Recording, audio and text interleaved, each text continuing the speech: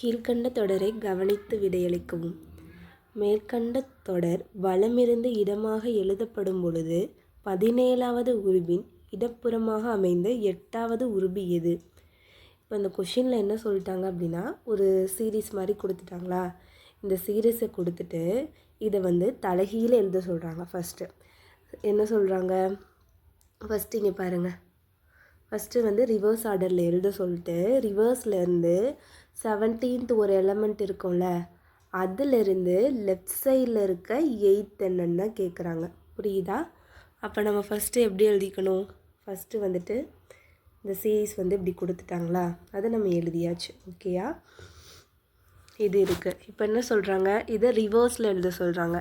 அப்போ ரிவர்ஸில் நம்ம இந்த பக்கத்துலேருந்து எழுதுவோமா, அதுதான் எழுதிக்கிறோம். பிஜி இந்த மாதிரி இதை அப்படியே ரிவர்ஸில் எழுதியாச்சு. ஓகேயா? இப்போ என்ன சொல்கிறாங்க, ஃபஸ்ட்டு 17th எலமெண்ட்லேருந்து 8th எலமெண்ட் என்னன்னு கேட்குறாங்க. அப்போ ஃபஸ்ட்டு நம்ம 17th எலமெண்ட் என்னன்னு ஃபஸ்ட்டு பார்க்க போகிறோம். அப்போ பார்த்தோம் அப்படின்னா இங்கேருந்து வரும் 1 2 3 4 5 6 7 8 9 10 12 13 14 15 16 17. அப்போ இந்த Q தான் என்ன வருது, நமக்கு 17th எலமெண்ட்டாக வருது.